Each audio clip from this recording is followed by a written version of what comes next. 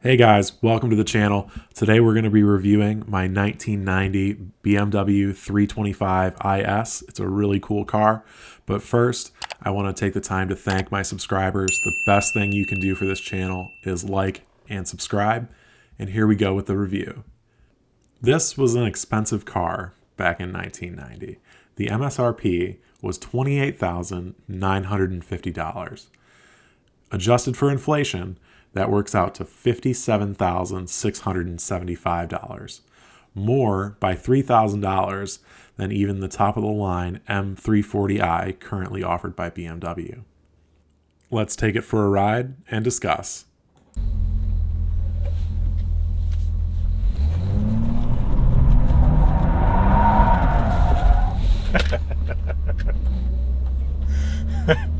So, welcome guys to the review of this 1990 BMW 325 IS.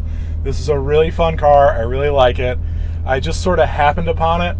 It was actually my neighbor's car, and on Halloween I'm out putting my pumpkin out, carved a nice pumpkin, was putting a candle in it, getting it all ready for the trick-or-treaters, and my neighbor is out there messing with this BMW, and I say, "What are you going to do with it?" He goes, "Well, I'm going to scrap it."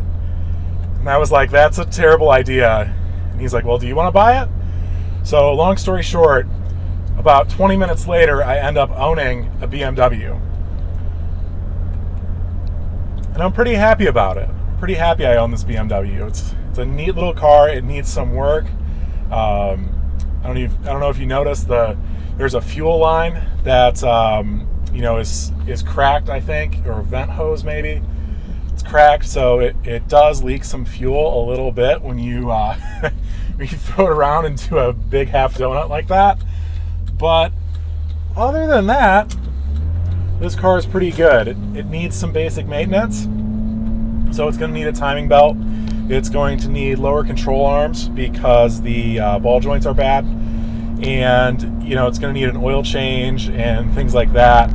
Needed a battery. I put a new trunk lid on it because the trunk lid was really, really rusted out, almost destroyed. But when you look at this car, the bones are really good. It does have about 230,000 miles, but I mean, you wouldn't know that if you just sort of didn't look at the odometer and got in and drove it.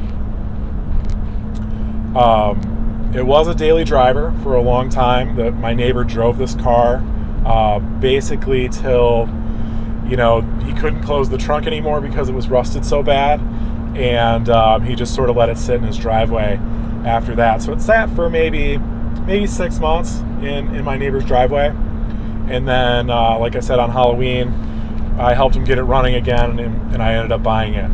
So this is a project car, most likely going to be a flip. I'll probably drive this for a few months and then turn around and sell it, just because I didn't really have a plan for it. It's not really a car I'd want to keep long term, just because I don't prefer the automatic over the manual. If this car was a manual, I would really, really love it, because it is fun to drive. And it's a nice, neat little car. Rear-wheel drive, straight 6-cylinder engine. I think producing well under 200 horsepower. I think about 160 or so.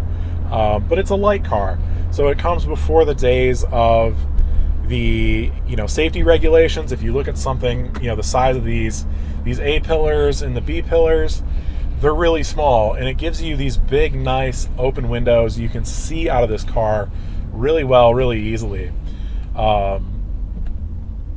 Another thing that I like about that sort of comes from that is I like it from a usability standpoint and a visibility standpoint, and having these giant windows to open. But I also realize that it is less safe than something like maybe my Fiesta ST or sort of any other modern car that you're going to get into. Does have airbags. I don't think it has a passenger airbag though, but I do have an airbag, which is pretty uncommon for a 1990. Some other cool things about the IS, don't know if you noticed when I spun the car around, it did want to kick out the back end. It did want to drift a little bit. That is because the IS comes with a limited slip differential from the factory. It's a nice feature. It's geared a little bit lower than typical 325i, which would have an open differential and give you, a one-wheel peel and no fun slide around half donut there in a controlled environment.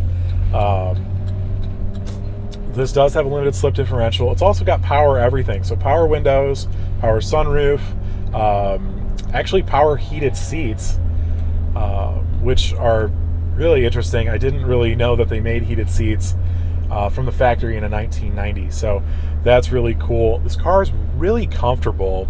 These seats are really nice. The IS did come with an upgraded seat. They got good bolsters, really comfortable. Everything's leather. The quality in this interior is beautiful. I don't know why it dings. I think it has something to do with the sender and the fuel gauge is wrong. So right now it says it's out of gas, even though I just put about 3 gallons in it right out before we went to go film. So I think that is what's causing the dinging, but I'm not quite sure. I do know that the fuel light will go on when it's out of gas, so I'll just sort of wait for that to come on and put more gas in it until we get a more permanent fix on the sender. But, other than that, everything basically works. The power windows work, the heated seats work, the climate control works, the air conditioning works, heater works. And even something really odd is for this to still be working is pretty amazing. There's almost like an infotainment system, very rudimentary, but it shows you the temperature, it shows you, your time, your average mile per hour, your, just a lot of other, sort of little metrics that you would have in a car that you would see on an infotainment system now are all packed into this little display right here, which is kind of neat, sort of a precursor to what we would think of as an infotainment system that's in this car already. It does have a lot of weird sort of lights and check functions. Like right now there's a check light on for my washer fluid. It also says I don't have any coolant, and I can assure you that I have coolant. So some of those have aged not too well, but the other ones seem to work. So when I turn the lights on, one of the low beam lights doesn't come on, and this car actually is sophisticated enough to tell me that I have a problem with my low beams. Now, why you exactly need that, BMW, I have no idea, because if you have a headlight out, it's really hard to see when it's dark out. So, a little confused on why they need that, but it is here and it does work. The other gauges seem to, the other lights seem to work. Haven't really checked all of those for function, but I assume if it ran out of engine oil, the engine oil light would come on and tell me that I need to put engine oil in it. It is funny.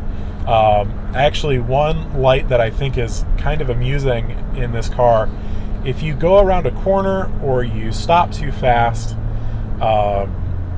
if you drive the car a little bit aggressively, you will get a brake fluid light. And that should sound scary, but I think what is happening is that if you turn the car hard enough, the brake fluid probably sloshes to one side. I can assure you that the brake fluid is full. I filled it, as soon as I saw that light come on, and the car stops. But it's funny, I think that if you slosh that fluid in there enough, it probably just disconnects from the sensor. There's maybe a float or an electrical sensor in there, and it just disconnects. So kind of an amusing amount of lights and buttons and things you can mess with in this car that kind of make it a fun sort of antique. There's actually a 6-disc CD changer in the back, which is not a modern install, but it's probably not a 1990 install either. It's an Alpine. It was really expensive if that was installed in 1990 or sort of around when this car came from the factory. So it has some cool sort of just 90s tech. I do have a little dash crack, which I'm not happy about, but other than that, the car's in pretty good shape. It runs really well. The engine runs pretty strong. It doesn't miss or want to stall out or anything like that. It does run pretty well. I'm trying to think of other things with this car. It came with tinted windows, at least for me. Somebody must have added those on. I doubt that came from the factory either.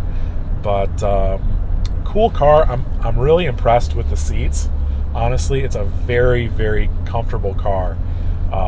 And I love that BMW adds in this extra seat bolster, this thigh support, because I'm really tall.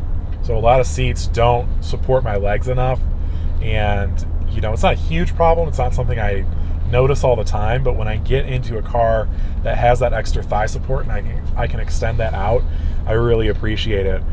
So I think BMW did a great job with this car. It's nice. It's just, honestly, it's just a nice car that I could see myself driving pretty frequently. Thanks for watching, guys. I want to say thank you to all my subscribers. Really appreciate you guys. Check out this video I recorded on Saturday.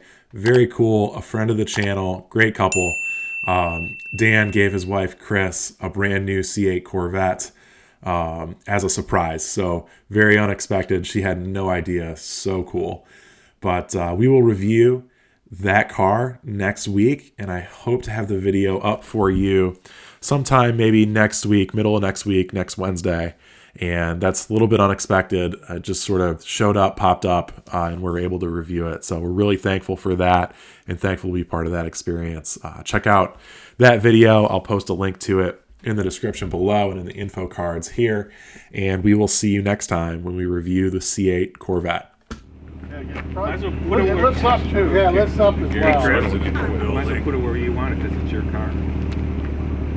They're all in on the joke.